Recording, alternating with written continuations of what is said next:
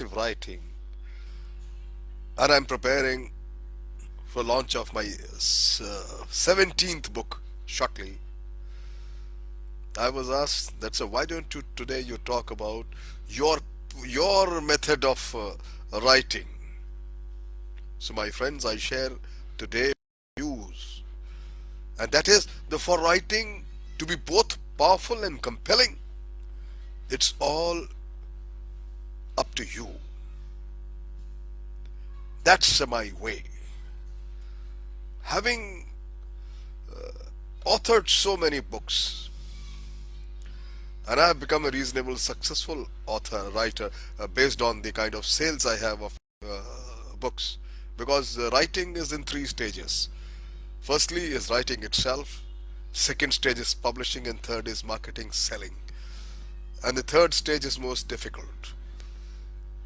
The way I thought, the way I have become, I'm sure many of you will aspire or must be aspiring to at least write a book or become a good writer or an author. My journey started, it is about over a period of 15 years or 20 years maybe. I get requests from so many people every day. People ask me, how can I write like you? Or they say, I'm not a very good writer.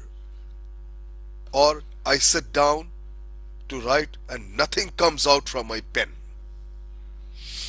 So, my friend, I just share my way of writing. I am not a very a trained author or born with some kind of extra wisdom from anybody else. But my way is very simple. I write like I think. I write like I talk. The thoughts I write are a silent extension of what I would have said if I am talking. If I was speaking aloud, that's why I read aloud when I edit my own writings. I want my writing to sound like as if I'm delivering a talk, I'm talking. I will often get a letter of email and that says, I feel like you were talking to me as I was reading your books and writings. But that's the most natural way of writing when it comes to me. I feel like you are standing right in front of me. And that's because I write as if I speak one to one, face to face. My friend, I write anywhere and anytime. I don't need a space or a place. I just need an idea or a thought. I write when an idea strikes to me.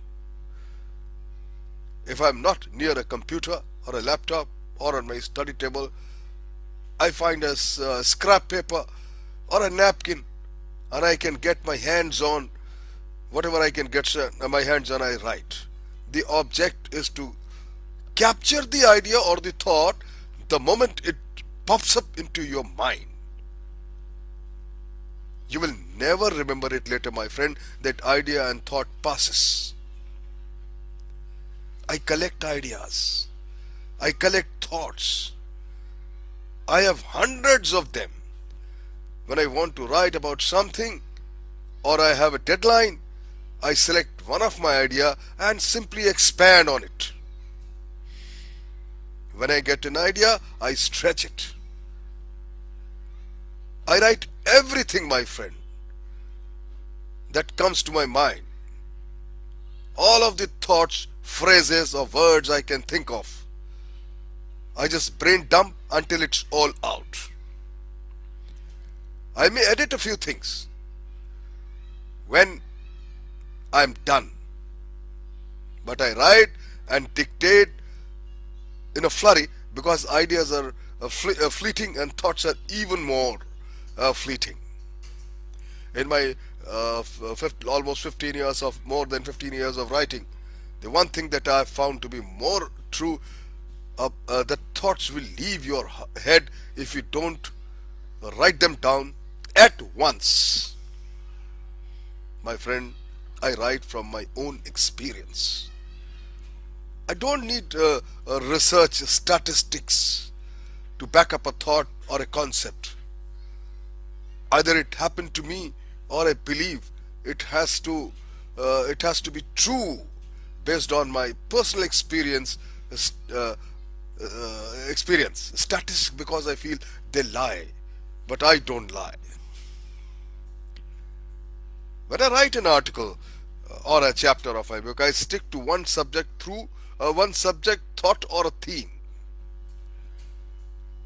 This creates an in-depth look and forces me to look beyond the norm and create new ideas for worn-out methods and conventional thinking.